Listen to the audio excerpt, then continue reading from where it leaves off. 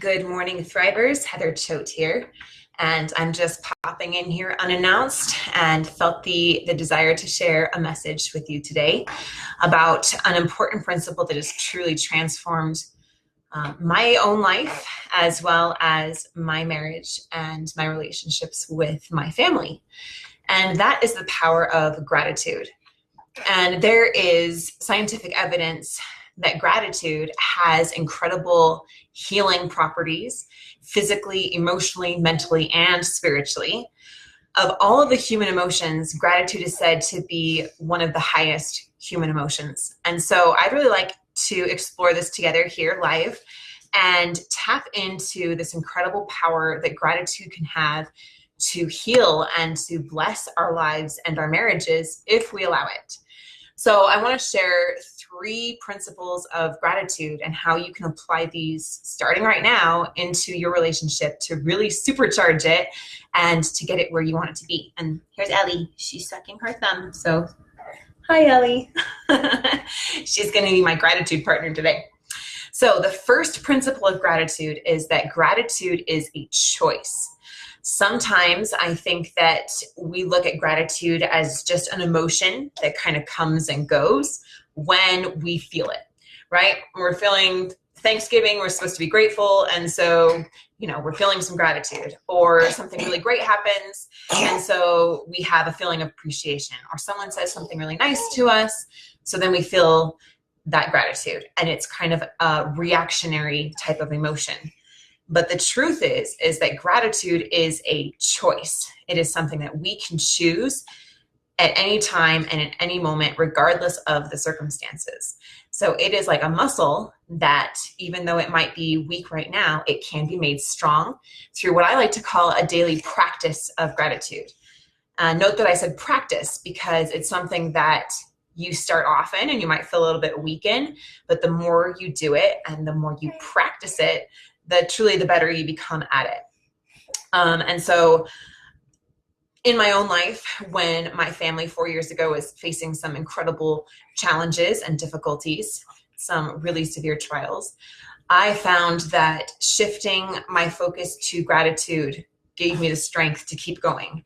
And I found it to be incredibly healing and just put me in alignment with everything that I was really seeking and needing strength for in those moments.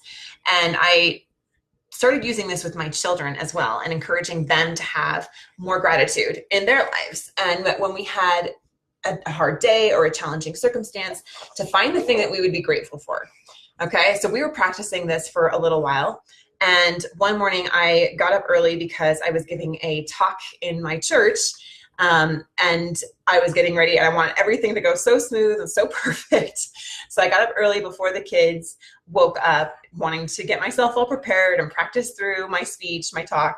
And so I did all of that. And then I went downstairs and it was still very early morning. So there was very little, I didn't turn the lights on and it was dark outside. I knew the house well enough that I didn't have to have, the lights on to navigate through the house. And it was still early morning and I smelled something that smelled a little bit off, but my brain was still kind of foggy. So I didn't really think much about it. And I continued down to head towards the kitchen. And then all of a sudden I stepped in something cold and wet and squishy, and the smell hit my nose and I knew immediately what it was.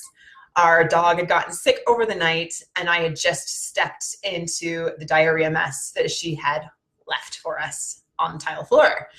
And so immediately I'm like, oh no. And I just feel that emotion start to plummet. The circumstances were making my energy go way down.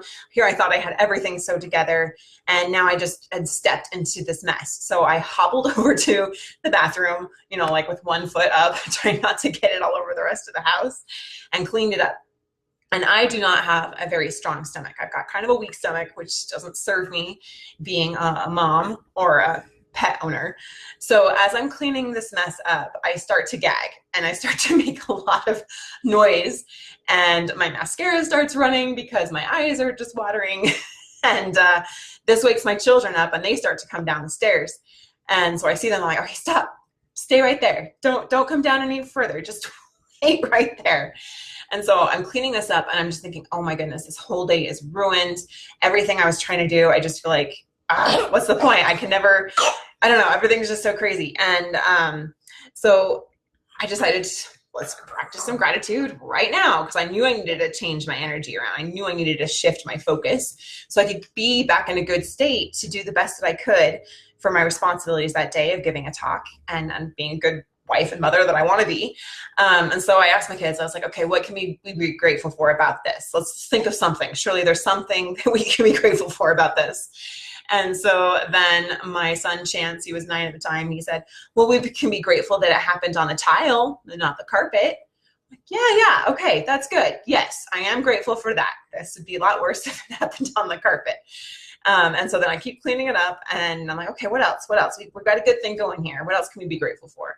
And then my daughter, Morgan, I think she was about six at the time. She said, well, I'm grateful that it happened to you instead of me.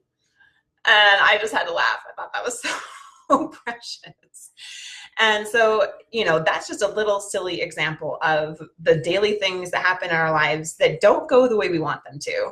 And they can absolutely derail us from having the mindset and the perspective that we really want to have so that we can make the best choices that we can, right? It's like we hit that bump in the road and all of a sudden we were on this track, we were in a good direction, all of a sudden now we're heading down this way. And it's going to be so much harder to get back into a good place. So gratitude and the practice of gratitude in those moments when you start to feel yourself being derailed is one of the fastest ways to get yourself back on track. Because things might be going wrong. They might be going really wrong. But I can promise you that no matter what is happening, there is absolutely something to be grateful for. And there is something that is going right. So the second principle is that gratitude has power. It is power, and it is proven to have power. I'm a bit of a nerd and I love neuroscience. I love psychology. I love mindset work.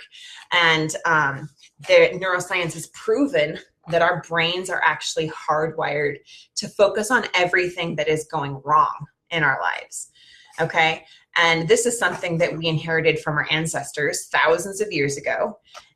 Because, back in those days, they had to look at what was going wrong for survival. They were out in the savannah and they couldn't be like, oh, look at all these beautiful flowers. I'm going to sing some songs and have this really positive, happy mindset. No, they had to worry about a lion or a tribe coming to attack them. And so, they were trained to focus on the danger, to focus on the warning signs of what might be going wrong so that they didn't wipe out of existence. And we have inherited that same kind of brain chemistry, that same kind of makeup, but it really doesn't serve us today because we don't really have to worry about a lion. Hope that's not your circumstance, but all I have to worry about is spit up and dog messes. So we can literally train our brains to start to focus on what is going right. And neuroscience shows us that we can change the neural pathways and the synapses of our brains, because our brains are like a highway. They like to take the shortest route possible. And they develop these connections that become like patterns. And our brain continues to go down the same path again and again and again because it's what's familiar, it's what's easy, and it takes less energy. Our brains take an immense amount of energy, burning calories to process. So our brain likes to conserve that energy because its role is survival. But neuroscience shows us that we can change those neural pathways. We can literally create a new brain through practicing new thoughts and new patterns. And gratitude is one of the most powerful ways to do that. So let's put this to the test right now. So gratitude is a choice, right? And it has power. So think about something in your life that you're really stressed about, you're really worried about, that's not going right, it's not ideal. Perhaps it's your marriage, perhaps it's your spouse, perhaps it's your job, your health, your finances, anything like that. And so really feel that, that weight of that, the anxiety of that feeling. And then now let's switch gears. Let's think about something that we are really, really, truly grateful for. It could be our family. It could be our children. It could be the fact that we woke up this morning. It could be the air conditioning. After having lived in Arizona, I'm really, really grateful for the air conditioning that we have. Simple things like that. Grateful that I have fresh water I can drink. Grateful for this incredible, beautiful baby. Grateful for this technology that allows us to connect and reach each other. Grateful for people and mentors that inspire me and help raise me up from where I am and motivate me to become an even better version of myself. So think about something for you that really feels like that love, that appreciation, that deep sense of wellness and calmness, security, and strength. So allow that feeling to really build up in you, that sense of appreciation. Let that just kind of wash over you. And now try to think about the thing that you're worried about, the thing that's not going right, and the thing that you're grateful for at the same time. It's impossible, right? You cannot hold on to both thoughts and both energy at the same time. So this literally proves it to yourself that you have the choice of which one you're going to focus on. Are you going to focus on that one that brings you down and stresses you out and makes you anxious? Or are you going to choose to focus on something that feels better, that feels more secure, that feels more love and more rightness to you? So again, this power of gratitude is something that we can harness at any point in our lives. Now I'm going to share another personal experience. Like I mentioned 4 years ago when we were going through some challenges, 4 years ago this month, I was diagnosed with breast cancer while I was pregnant with our sixth baby. And I'm not going to go super deep into that story, but went through an immense amount of challenges and fear and pain. Doctors told me I most likely would not survive. I chose to keep my baby anyway, even though they said I was risking my life to do so. And one of the darkest moments, one of the hardest moments for me was after Curie was born, which should have been a really relief, and it was, but there was just this one moment that I remember, and I had been practicing gratitude throughout the entire thing as a means of getting myself into that place of faith and that place of love and security despite the difficult circumstances. And again, I had been teaching my children to try to practice some gratitude themselves. So 6 days after Curie was born, I had to go in for a really dramatic surgery. So 6 days after she was born, I was in, the OR and had to go through this tremendously challenging surgery. And we lived in Bayfield, Colorado at the time, beautiful southern Colorado. I remember it was January. The snow was falling outside of our window. And it was just a beautiful, beautiful day. However, I was sitting on the couch and I could not move without crying. I could not hold my newborn baby. I could not take care of my 5 other children. I could not cook dinner. I could not do the laundry. I could not talk to anyone on the phone. I couldn't write, which I love to do. I felt completely helpless and in so much pain, and just that darkness and that feeling of like, why is this happening? This is not what I meant for my life. I feel like I'm not worth anything right now. I can't do anything. I can't even take care of myself. My husband, Ben, was literally taking care of our 5 kids, our newborn baby, and me, because I couldn't even get to go to the bathroom without help. It was that much pain. And so I was just really, really struggling at that moment. And I knew that I needed to practice gratitude, but I didn't want to. Sometimes we love to sit and wallow in our misery. We like to feel the victim, and we just kind of just sit there in that pain and that darkness. And we just kind of want to stay there for some reason. We're resistant to trying to move out of that. And I knew it was what I was supposed to do, but I just didn't want to. And I didn't want to feel it. It felt like too much energy. It felt too hard in that moment. And so I just sat there and I'm like, well, I'm not going anywhere. This isn't going to change anytime soon. I really don't like the way I'm feeling. That's right. Tell them all about it. So I decided, okay, fine. I have to sit here. So I'm going to force myself to feel gratitude. I'm going to think things until I finally feel gratitude and I can get myself out of this dark hole that I feel like I've gotten buried into. And so I, despite the resistance, reluctantly started thinking about some of the things I was grateful for. Okay, I'm grateful that I have this couch that I can sit on. At least I have a couch. I'm grateful that Ben is in the other room taking care of the children. I'm grateful that I can hear my newborn baby crying. I can't hold her. I can't pick her up, but she's here. And even her cries are a miracle to me. I'm grateful for the incredible medical help that we've had and the guidance that we've had. I'm grateful to, a merciful God that has preserved my life and allowed me to be here. I'm grateful that I may not be able to do a single thing other than breathe, but I can breathe, and I'm literally here and I'm breathing. I'm grateful for the snow that is falling outside my window that is so beautiful and peaceful. And I just continue to think about all these things and the sacrifice and service that so many people had given me, and that people were coming to bring my family dinner and they were taking care of our children. And that feeling of just immense gratitude and appreciation for my Heavenly Father, for my life, and for the beautiful people in it, for the experiences that I had, just grew within me, and it became so strong, almost like something I could see, I could taste it, I could touch it. It almost felt like a physical energy wrapping around me. And that feeling of gratitude was so much stronger and so much more powerful than the fear, the despair, the pain that I was in before. And in that moment, I knew that no matter how hard things got, that I could always make a choice to feel grateful and to feel appreciative and see what is good. And that when I focus on that, it truly empowers me and gets me to a better place. And that's what we're here for. These difficult things happen, but we're not meant to stay there. We only stay there by choice. And we are meant to have joy and to have happiness, to have progression. Those challenges, they allow us to progress and they allow us to grow, just like, growing your muscle. It's going to be beat down and it's going to be painful, but you're going to come back so much stronger through it if you choose to. And so that is my message today. And then the final principle of gratitude that I wanted to share was that, gratitude is a choice. Gratitude has power. And the third one is that gratitude is healing.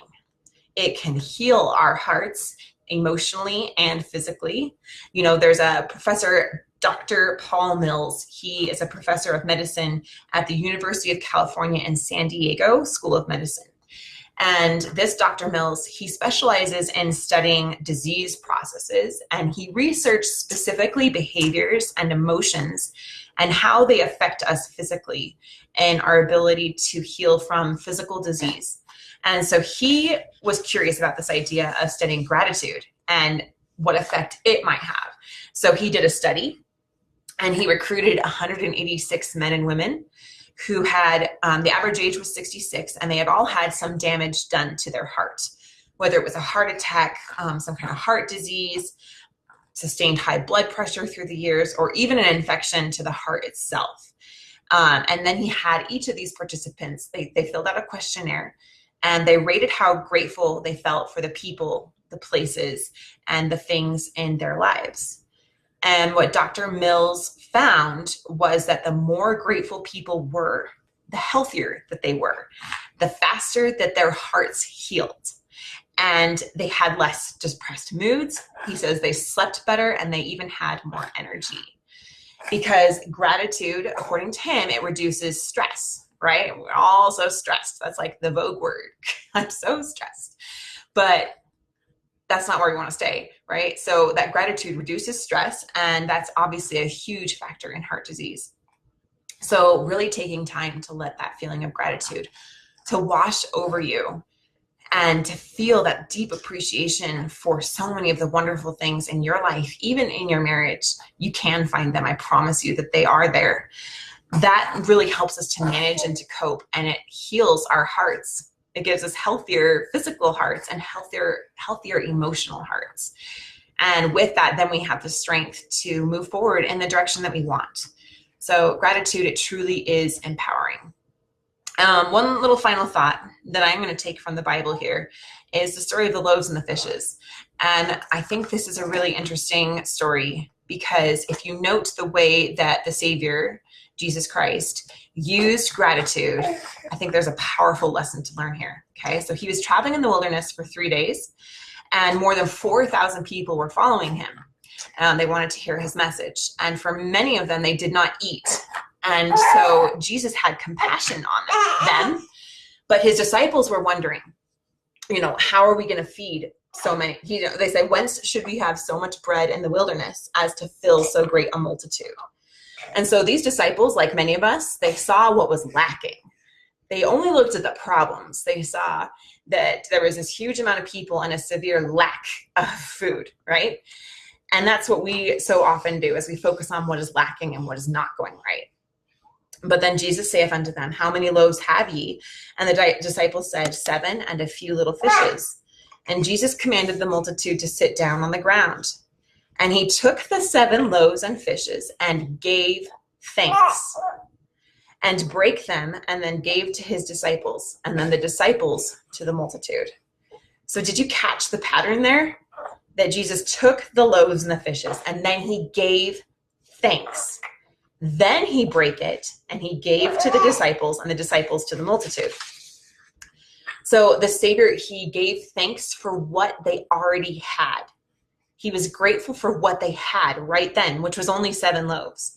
And then the miracle followed, right? And they did all eat and were filled. And they took up of the broken meat that was left 7 baskets full. So is there a lesson here? Is there a principle? Does being grateful for what we have right now allow us to be open to receive even more? That's my challenge to you. And I'd love to hear your comments and your thoughts here. Appreciate you guys watching this. And I hope that you take up a challenge. I challenge all of us to have a daily practice of gratitude and to strengthen that muscle so that we can be the very best versions of ourselves, and we can make empowering choices that will bless our lives and our families' lives. And I know that as we do that, we will truly have the joy and the peace and the strength despite, the challenging circumstances that we may be in. Very good. All right. I appreciate you all, and we will see you soon.